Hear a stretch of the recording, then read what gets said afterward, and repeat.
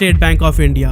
ये नाम सुनते ही शायद सबसे पहले हमारे मन में इसके खराब सर्विस और एम्प्लॉयज के बैड बिहेवियर्स आते होंगे, क्योंकि लंच टाइम का बहाना बनाकर घंटों गायब रहना, आधे घंटे बाद आइएगा, लंच टाइम चल रहा है, छोटे से छोटे काम के लिए अलग अलग विंडोज पर लोगों को भेजना, ये सब SBI के बहुत सारे ब्रांचेस का डेली का काम है। लेकिन इसके बावजूद एक मैजिकल रिपोर्ट दिखाऊं, फाइनेंशियल ईयर 2024 के फर्स्ट क्वार्टर में रिलायंस का नेट प्रॉफिट जहां 16,011 करोड़ रुपए था, वहीं SBI का नेट प्रॉफिट था 18,537 करोड़ रुपए। यानी कि SBI ने एशिया के सबसे अमीर आदमी मुकेश अंबानी के बादशाहत को भी पीछे छोड़ दिया है। पर ऐसा हुआ कैसे? स्टेट बैंक ऑफ इंडिया कैसे भारत का सबसे बड़ा बैंक बना? किस तरह आज से 218 साल पहले इसे अंग्रेजों ने हमारे ही खिलाफ लड़ाई के लिए शुरू किया था? आज के इस वीडियो में हम सब कुछ डिटेल में डिस्कस करने वाले हैं।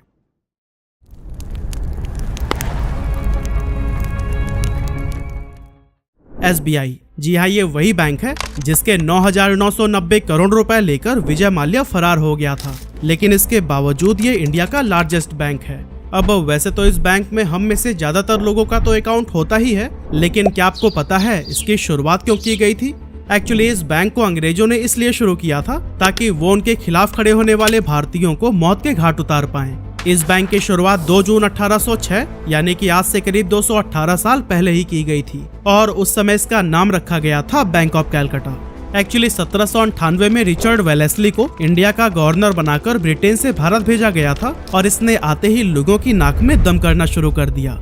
रिचर्ड ने आने के 1 साल बाद यानी 1799 में टीपू सुल्तान को हराकर मैसूर को अपने कब्जे में ले लिया, और फिर इसके 4 साल बाद अंग्रेज और मराठाओं के बीच बहुत बड़ा युद्ध हुआ, जिसे आज हम सेकेंड एंग्लो मराठा वॉर के नाम से जानते हैं। इस युद्ध में रिचर्ड वेलेस्ली को सपोर्ट करने के लिए अंग्रेज एक बैंकिंग सिस्टम के जरिए उन तक पैसे पहुंचाने का काम करते थे, ताकि इन पैसों की मदद से वेलेस्ली युद्ध में अपने साइड को और भी ज्यादा मजबूत बना सके। अब उस टाइम तक तो इस बैंकिंग सिस्टम का कोई ऑफिशियल नाम नहीं था, लेकिन बाद में इसी को ही बैंक ऑफ कैलकाटा का नाम दे दिया गया।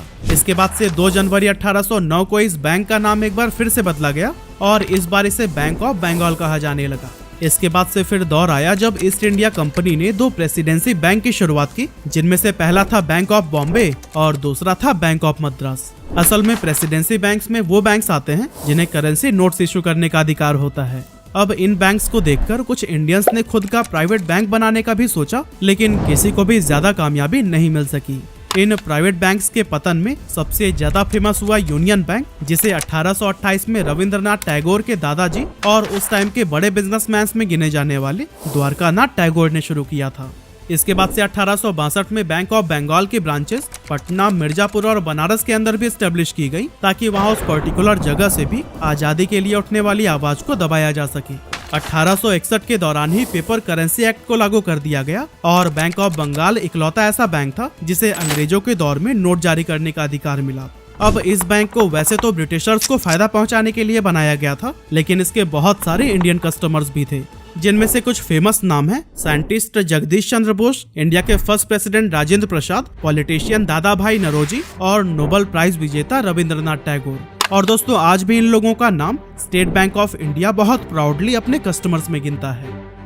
तो दोस्तों, अब तक हमने यह जाना कि इस बैंक की शुरुआत 218 साल पहले किस तरह से हुई थी, लेकिन ऑफिशियल तौर पर यह स्टेट बैंक ऑफ इंडिया कैसे बना, चलिए इसके पीछे की स्टोरी को अब जान लेते हैं।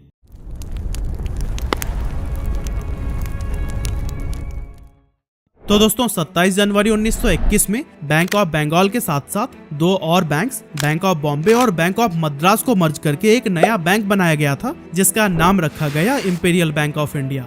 फिर आया 1947 जब भारत को अंग्रेजों से आजादी मिल गई, और इसके बाद भी इंपीरियल बैंक ऑफ इंडिया पहले की तरह ही अपनी सर्विस देता रहा अंटिल 1955। असल में आजादी मिलने के 8 साल बाद तक ये इंपीरियल बैंक ऑफ इंडिया ही रहा, लेकिन 1955 में रिजर्व बैंक ऑफ इंडिया ने इसके 60% स्टेक को अपने कंट्रोल में ले लिया, और फिर 30 अप्रैल 1955 को इस बैंक का नाम बदलकर स्टेट बैंक ऑफ इंडिया कर दिया गया।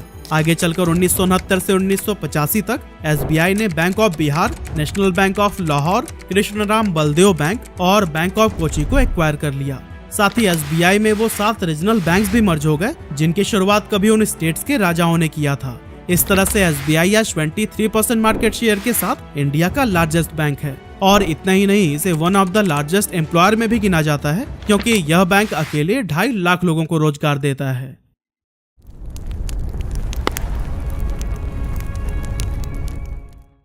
अब दोस्तों जैसा कि स्क्रीन पर हम SBI के रिव्यूज देख रहे हैं, इस तरह के नेगेटिव रिव्यूज से पूरा इंटरनेट भरा हुआ है और SBI पर अक्सर तरह तरह के मीम्स भी फेमस होते रहते हैं। लेकिन इसके बावजूद आपको जानकर हैरानी होगी कि SBI एक मोस्ट ट्रस्टेड बैंक है जिसके पास 48 करोड़ से भी ज्यादा कस्टमर्स हैं।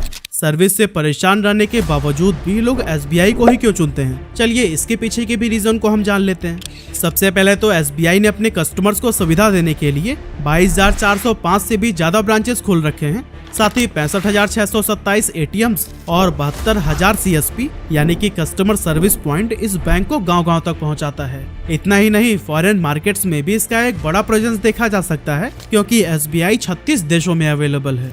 इसके अलावा जैसा कि आपको पता ही होगा कि इंडिया में ऐसे लोगों की बड़ी संख्या है जो कि प्राइवेट बैंक्स के एवरेज मंथली बैलेंस को मेंटेन नहीं कर पाते हैं और उनके लिए भी SBI एक बेस्ट ऑप्शन बनकर सामने आता है, क्योंकि जहां प्राइवेट बैंक्स में 10 से 15,000 रुपए तक का मिनिमम एवरेज मंथली बैलेंस आपको अकाउंट एक्टिव रखने के लिए चाहिए ही होता है, वो SBI में सिर्फ 1,000 रुपए है।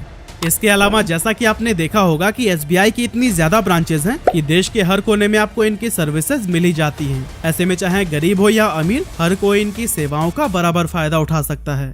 जबकि ज्यादातर प्राइवेट बैंक्स सिर्फ प्रीमियम कस्टमर्स को ही सर्विस देने में इंटरेस्टेड होते हैं, इसीलिए उन एरियाज में वो अपना ब्रांचेस ओपन नहीं करते हैं जहां से उनकी टारगेट अचीव न हो सके। कई जगहों पर तो SBI ने अपनी स्पेशल एग्रीकल्चर ब्रांचेस भी खोल रखी हैं, जिनकी मदद से ये किसानों को फसल बीमा से लेकर पशुपालन के लिए भी तरह तरह के स्कीम्स का लाभ देता है। इसके अलावा जैसा कि ये एक गवर्नमेंट बैंक है, इसीलिए सरकार जो भी स्कीम लागू करती है उसके बारे में लोगों को जागरूक करने और उसे ज्यादा से ज्यादा लोगों तक पहुंचाने का काम भी SBI ही सबसे ज्यादा करता है। तो जब किसी बैंक से कस्टमर्स को इतने सारे बेनिफिट्स मिल रहे हों और जहां प्राइवेट बैंक्स महंगी सर्विस फी, मेंटेनेंस फी और कई तरह के चार्जेस लगाते हों, ऐसे में जाहिर सी बात है कि SBI पर लोगों का भरोसा तो रहेगा ही। लेकिन दोस्तों इस बैंक पर सिर्फ अकाउंट होल्डर्स का ही भरोसा नहीं है, बल्कि इन्वेस्टर्स भी इसे खूब पसंद करते हैं, क्योंकि अगर हम इसके शेयर्स का रिटर्न बहुत पीछे न जाकर सिर्फ लास्ट के 3 इयर्स में ही देखें तो वो करीब 180% है। पर सबसे मेन सवाल ये उठता है कि SBI इतना बड़ा प्रॉफिट आखिर बना कैसे रहा है, इसने अंबानी को भी पीछे छोड़ दिया।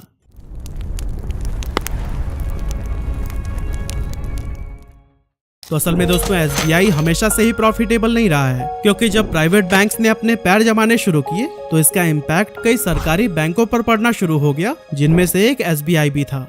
2017 के थर्ड क्वार्टर में इसे 2,416 करोड़ रुपए, तो वहीं 2018 के फर्स्ट क्वार्टर में 7,718 करोड़ रुपए का लॉस हुआ था, जो कि भारत के बैंकिंग इतिहास में दूसरा सबसे बड़ा लॉस था।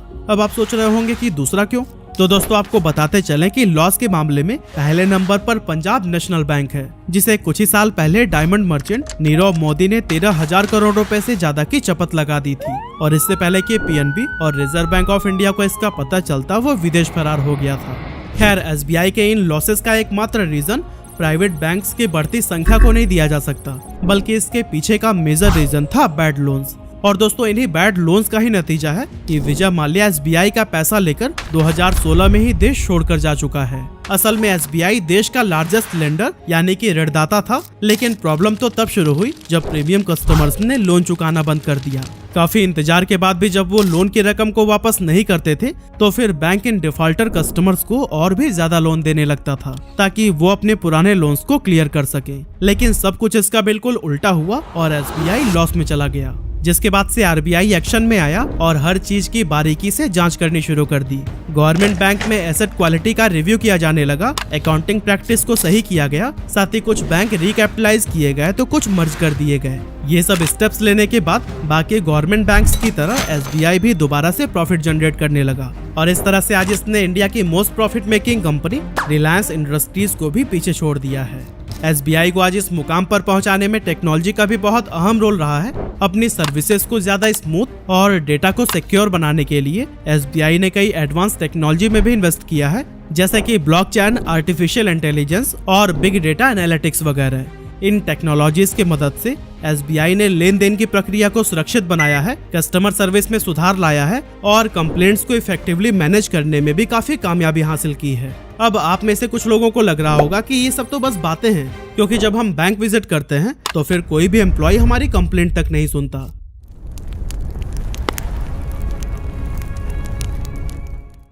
तो दोस्तों आप अपनी जगह पर बिल्कुल सही हैं। इवन मैं भी पहले इन्हें निकम्मा ही समझता था, लेकिन जब चीजों को उनके एंगल से देखना शुरू किया तो फिर सब कुछ साफ हो गया। इसीलिए अगर आप उन एम्प्लॉयज की साइड को देखेंगे तो आपको अंदाजा हो जाएगा कि उनके इन रूड बिहेवियर के पीछे का असल रीजन क्या है।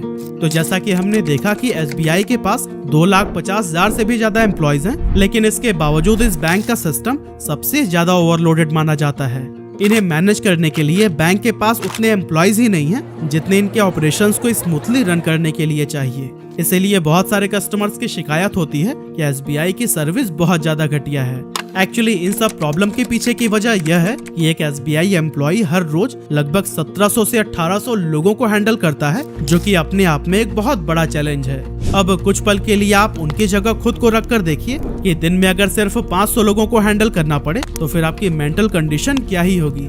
और उन एम्प्लॉयज के लिए ये सिर्फ 1 या 2 दिन की बात होती तो वो जैसे तैसे करके इसे हैंडल कर लेते, पर इसी सेम एक्सपीरियंस से उन्हें हर रोज गुजरना पड़ता है। और दोस्तों इस चीज का एहसास SBI को भी है, इसीलिए बैंक्स में आने वाले कस्टमर्स की संख्या को कम करने के लिए इसने अपने मोबाइल ऐप को लॉन्च किया था, जिसका नाम रखा गया योनो। इस ऐप के जरिए अकाउंट होल्डर बिना ब्रांच विजिट किए credit card, debit card, passbook और चेकबुक के लिए अप्लाई कर सकते हैं। इसके अलावा SBI कस्टमर्स को घर बैठे बैठे ऐप की मदद से ही होम लोन, KYC और सेविंग अकाउंट ओपन करने जैसी कई सारी सुविधाएं भी देता है। इस तरह से इंडिया के बैंकिंग सेक्टर में सबसे ज्यादा स्पीड से ग्रो करने वाला बैंक SBI ही है, जिसके प्रॉफिट का आधे से ज्यादा हिस्सा गवर्नमेंट के पास चला जाता है। और अच्छी बात तो ये है कि वो पैसे वापस देश के डेवलपमेंट में लगाए जाते हैं, जिससे हर किसी को ही फायदा मिलता है। इस तरह से हम कह सकते हैं कि SBI गवर्नमेंट के लिए भी एक कैश काउ की तरह है।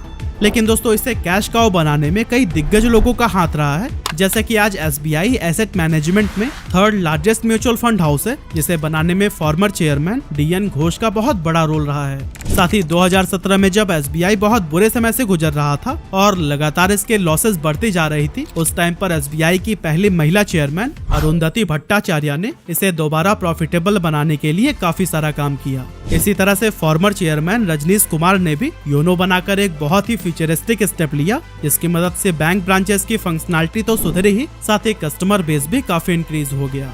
और दोस्तों SBI को इस लेवल पर ले जाने के लिए बड़े बड़े ऑफिशियल्स के साथ साथ हर उन कर्मचारियों की मेहनत भी लगी है जो कि अपनी कैपेसिटी से ज्यादा काम करते हैं। इसीलिए अगली बार SBI की सर्विस को क्रिटिसाइज करते समय आप इन पहलुओं के बारे में भी जरूर सोचिएगा।